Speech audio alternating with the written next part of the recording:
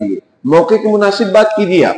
پڑوسی کے حقوق بھی بیان کرو, شوہر کے حقوق بھی بیان کرو, بیوی کے حقوق بھی بیان کرو, راستے کے حقوق بھی بیان کرو, سب موقع مناسب سے بیان کرو. یہ نہیں کہ رمضان المبارک کا مہینہ ہے اور آپ بیان کر رہے ہیں کہ میرے بھائیوں بزرگوں دیکھو بیمار کی عادت کرنا چاہیے, ایسا ہے ویسا. ارے بھائی رمضان کے احکام بیان کرو آپ, بیمار کے آداب بھی کر دینا, لیکن ابھی کون سا موقع ہے. اب قبرستان میں کوئی واعظ کہنے کھڑا ہو جائے اور وہ کہے کہ دیکھو بھائی اسٹاک مارکیٹ کی جو تفصیلات ہیں اور اس کے جو اصول ضابطے ہیں وہ کچھ اس طرح سے ہیں, اس میں پہلا اصول یہ, دوسرا.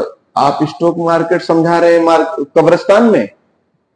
ارے وہاں پر بات کیجئے کہ سب کو یہیں آنا ہے, جگہ جی لگانے کی دنیا نہیں ہے, یہ عبرت کی جائے تماشا نہیں ہے. موقع پر کہی گئی بات سونے کی ڈلی کی طرح ہوتی ہے. آپ سمجھ رہے ہیں بات کو؟ تو جیسا تقاضا ہو, جیسا موقع ہو, ویسی باتیں ہونی چاہیے ممبر سے. یہ ممبر کا حق ہے, یہ امام کی ذمہ داری ہے, اور یہ لوگوں اور کمیٹی کی بھی ذمہ داری, انتظامیہ کی بھی ذمہ داری کو اس انداز سے بات. آج کل تو کیا ہوتا ہے, انتظامیہ کہتے ہیں بس اصلاحی بات کرو. اصلاحی بات یعنی اچھی اچھی باتیں کہ سب خوش رہیں. سمجھ میں آئی بات؟ سب خوش رہیں. اس سے معاشرہ کبھی بدل ہی نہیں سکتا ہے, کبھی معاشرے میں تبدیلی اور انقلاب نہیں برپا ہوگا.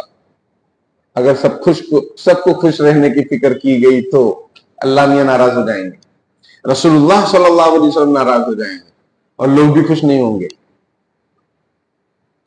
تو یہ دیکھو ہمارے نبی کا طریقہ کہ کس طریقے سے خطبہ دیتے تھے, کس طریقے سے تقریر کرتے تھے. سنائی بات وعلا صوتہ, آپ کی آواز بلند ہو جاتی تھی. سمجھا رہے نا بھائی, فکر ہے, امت کا درد و غم ہے. اور پھر واشتد غضب, آپ جوشیلے ہو جاتے تھے. کہتے بھائی یہ جوشیلا مولانا نہیں چلے گا. تو کون سا مولانا چلے گا آپ کو؟ آپ ہی تقریر کر لو, کسی مولانا کو مت بلاؤ یار. میں تو یہ کہتا ہوں بارک لگا دو سب کی, پہلی صف والے پہلے نمبر پر, دوسرے نمبر پر, تیسرے نمبر پر, سب آپ لوگ تقریر کر کے خوش رہو. بی ہیپی, یو ہیپی, سب ہیپی. دین کا مذاق ہم نے سمجھ لیا ہے, کباڑا کر رکھا ہے ہم نے, اور کباڑا کرنا چاہتے ہیں. یہ کبھی نہیں ہوگا انشاءاللہ تعالی, ایسا کبھی نہیں ہوگا. واشتد غضب, آپ جوش میں آ جاتے تھے.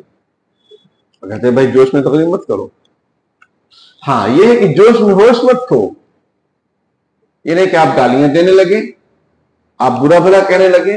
طریقے سے بات کیجئے, سلیقے سے بات کیجئے, اور اچھے انداز سے بات کیجئے, تو اس کا اثر ہوگا, ضرور ہوگا. سنت کی نیت سے بات کیجئے آپ کہ ہمارے نبی اس انداز سے لوگوں کو سمجھاتے تھے, تو میں بھی اسی انداز سے سمجھا رہا ہوں. اور جس چیز کی جس وقت ضرورت ہو رہنمائی کی, وہ رہنمائی کرنی چاہیے, امت کے سامنے آنی چاہیے بات. کسی معاشرے میں شراب عام ہو رہی ہے, شراب کے خلاف بیان ہو. زنا عام ہو رہا ہے تو زنا کے خلاف بیان ہو.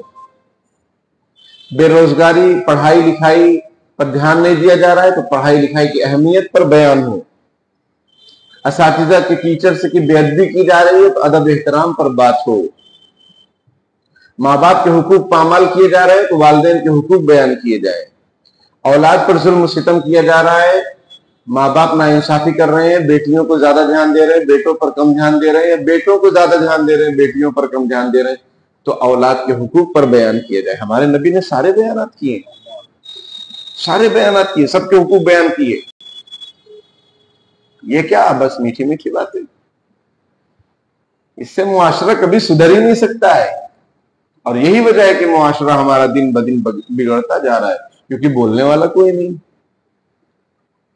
لوگ کہتے ہیں حق بات کہو, لیکن ہمارے حق میں کہو. حق بات کہو لیکن ہمارے حق میں ہونی چاہیے. ایم پی کا واقعہ ہے کہ ایک امام نے بیان کر دیا, کمیٹی نے نکال دیا اس کو. کیوں؟ اس نے سود کے خلاف بیان کر دیا.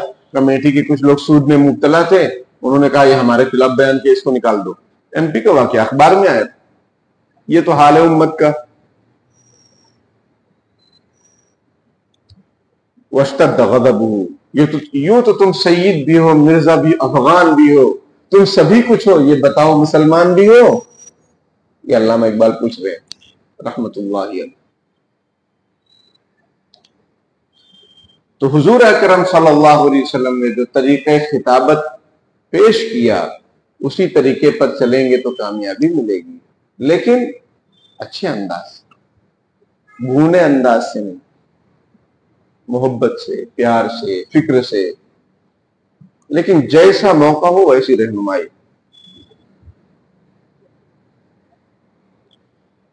حضرت جابر رضی اللہ عنہ فرماتے کہ ایسا لگتا تھا کہ حضور صلی اللہ علیہ وسلم لوگوں کو لشکر سے ڈرا رہے ہیں، کیونکہ عربوں میں بہت جھگڑے ہوتے تھے آپس میں، آئے دن جھگڑے، اور کس طرح سے ایک قبیلہ دوسرے قبیلے پر حملہ کر دیتا کبھی بھی، اور پھر اس کا مال لے لیتا، اس کے بیوی بچوں کو غلام بنا لیتا، کبھی بھی ایسا ہوتا رہتا تھا۔